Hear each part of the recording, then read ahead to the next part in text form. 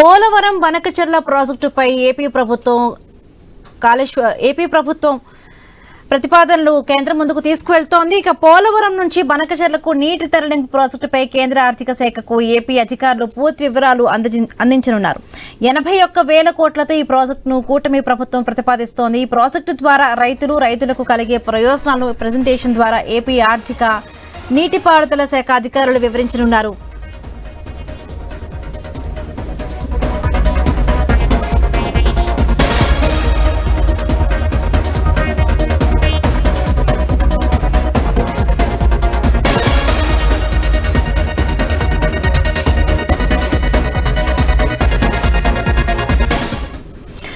గత నెలలో జరిగిన భేటీలో పోలవరం బనకచెర్ల ప్రాజెక్టు ప్రతిపాదనలు ప్రధాని మోదీ, ఆర్థిక మంత్రి నిర్మలా సీతారామన్ కు సీఎం చంద్రబాబు వివరించారు. సీఎం ప్రతిపాదనలపై పూర్తి వివరాలు ఇవ్వాలని గతంలో కేంద్ర ఆర్థిక శాఖ కోరింది. తాజాగా కేంద్ర ఆర్థిక శాఖ కార్యదర్శి అజయ్ సేత్ కు ఏపీ ఆర్థిక శాఖ కార్యదర్శి పీయూష్ కుమార్, నీటిపారుదల శాఖ సలహాదారు వెంకటేశ్వరరావు ఇతర అధికారులు ప్రజెంటేషన్ ఇవ్వనున్నారు. ప్రాజెక్టు సమగ్ర వివరాలను కేంద్ర ఆర్థిక శాఖకు అందించనున్నారు. పోలవరం బనకచెర్ల వల్ల కలిగే ప్రయోజనాలు, నీటి పంపిణీ విధానం, భూసేకరణ, ప్రజలకు వచ్చే లాభ నష్టాలను వివరించనున్నారు. భవిష్యత్తులో పోలవరం బనకచెర్ల ప్రాజెక్టు స్వీయ ఆర్థిక ప్రాజెక్టుగా ఉంటుందని చెప్పబోతూ ఉన్నారు. తెలంగాణ లేవనెత్తుతున్న అభ్యంతరాలపై కూడా ఈ ప్రెజెంటేషన్లో సమాధానం ఇచ్చే అవకాశం ఉంది.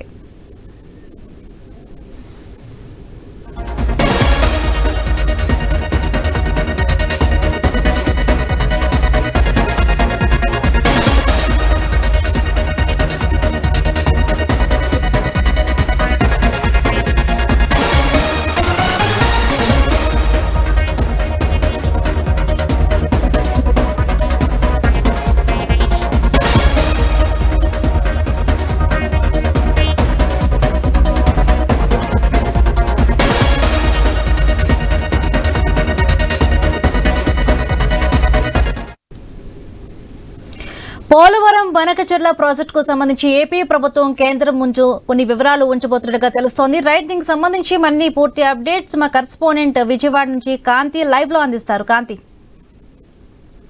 పోలవరం బనకచెర్ల ప్రాజెక్టు కి సంబంధించి గత నెలలో ముఖ్యమంత్రి చంద్రబాబు నాయుడు ఏదైతే ఢిల్లీ పర్యటనలో ప్రధానమంత్రి మోదీతో పాటు ఆర్థిక శాఖ మంత్రి నిర్మలా సీతారామన్ కు ఈ బనకచెర్లకు సంబంధించినటువంటి విషయాన్ని తెలియజేశారు. అయితే దీనికి సంబంధించినటువంటి వివరాలన్నింటినీ కూడా అందించాలని కేంద్రం నుంచి పిలుపు రావడంతో ఏదైతే దీనికి సంబంధించి ఏదైతే బనకచెర్ల ప్రాజెక్టుకి సంబంధించి ఇప్పటికే తెలంగాణ కూడా దీనికి అభ్యంతరాలు తెలుపుతున్న నేపథ్యంలో ప్రాజెక్టుకి సంబంధించినటువంటి పూర్తి వివరాలు అందించేందుకు ఆంధ్రప్రదేశ్ కి సంబంధించినటువంటి ముఖ్య కార్యదర్శిగా ఉన్నటువంటి ఇది కేంద్రానికి సంబంధించినటువంటి ఉన్నతాధికారులకు ఒక ఏదైతే ఈ పూర్తి వివరాలను అందించేందుకు, అలాగే పోలవరం బనకచెర్ల ప్రాజెక్ట్ కి సంబంధించి, ఎందుకంటే పోలవరం కి సంబంధించినంత వరకు ఇప్పటికే కేంద్రం ఇచ్చినటువంటి అనుమతులతోటి ప్రాజెక్టు పనులు అనేవి చకచకా పూర్తవుతున్నాయి. ఇక బనకచెర్లకు సంబంధించి ఏవైతే మిగులు జలాలుగా ఉన్న వాటిని యూజ్ చేసుకుంటే కర్నూలు, కడప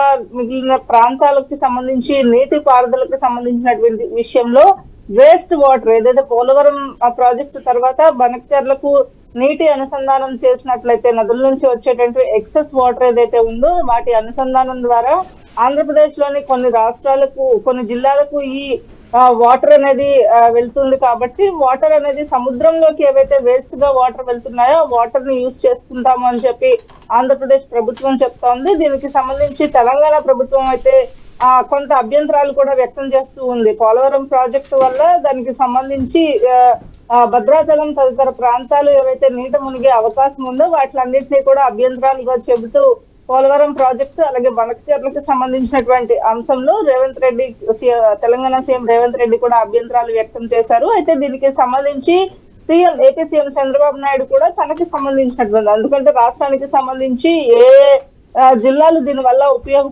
బాగుపడతాయి, సస్యశ్యామలం అయ్యేందుకు, అలాగే కొంత ఆర్థికంగా నిలదొక్కునేందుకు ఆ జిల్లాలకు అవకాశం వస్తుంది. కాబట్టి 82,000 కోట్ల రూపాయలతోటి బనకచెర్ల ప్రాజెక్టులు మొదలు పెట్టాలని చెప్పి సీఎం చంద్రబాబు నాయుడు భావిస్తున్నారు. దీనికి సంబంధించినటువంటి వివరాలను అందించేందుకు ఏదైతే ఆంధ్రప్రదేశ్ కి సంబంధించినటువంటి అధికారులు ఇప్పటికే ఢిల్లీకి చేరుకున్నారు. ఢిల్లీలో ఈ రోజు కేంద్రంలోని అధికారులతోటి ఈ విషయానికి సంబంధించి అంటే బనకచెర్ల ప్రాజెక్ట్ కి సంబంధించినటువంటి వరకు కూడా ఎంతవరకు ప్రాజెక్ట్ కి సంబంధించినటువంటి వివరాలు, ప్రాజెక్ట్ వల్ల కలిగే లాభాలు ఏంటి, భూసేకరణకు సంబంధించినటువంటి అంశాలు ఏంటి, అలాగే ప్రజలకు ఎటువంటి నష్టం లేకుండా బనకచెర్ల ప్రాజెక్ట్ కి సంబంధించినటువంటి ఎలా భూసేకరణ చేయాలి, అలాగే ప్రాజెక్ట్ కి సంబంధించి ఎంత ఖర్చు అవుతుంది, అలాగే కేంద్రం నుంచి ఎటువంటి సహకారం కావాలి, అలాగే తెలంగాణ రాష్ట్రానికి కూడా ఎటువంటి ఇబ్బంది లేదు అనే అంశాలకు సంబంధించి, అలాగే కొంత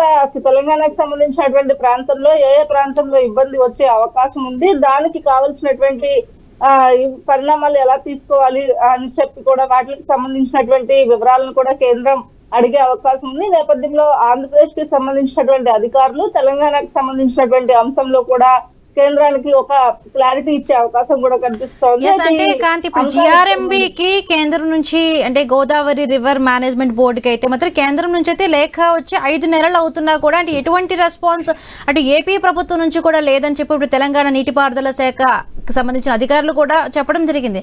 సో ఈ నేపథ్యంలో ఎందుకు అన్ని నెలల పాటు దానికి సంబంధించి ఎటువంటి ఇన్ఫర్మేషన్ ఎందుకు రాకుండా ఉంది, ఆ విషయాలు ఏమన్నా చర్చించే అవకాశం ఉందా?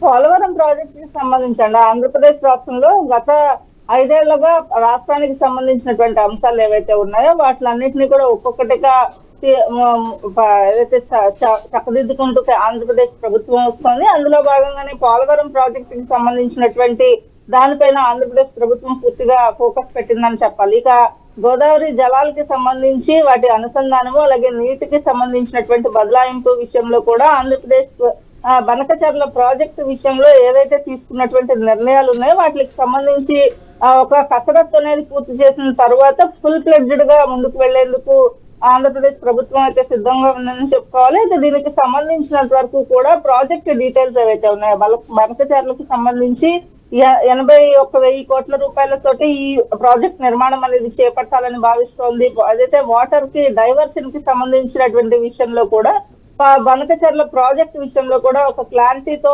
ఆంధ్రప్రదేశ్ ప్రభుత్వం ముందుకు వెళ్తోంది. ఈ నేపథ్యంలో తెలంగాణ నుంచి వచ్చే అభ్యంతరాలు ఏవైతే ఉన్నాయో వాటిలన్నింటినీ కూడా రెక్టిఫై చేసేందుకు వాటికి సంబంధించినటువంటి సమాధానాలు కూడా ఈ రోజు కేంద్రం ముందు ఏదైతే ఆంధ్రప్రదేశ్ కి సంబంధించినటువంటి అధికారులు ఉంచే అవకాశం కూడా కనిపిస్తాయి. Right, thank you Kanthi, thanks for the updates.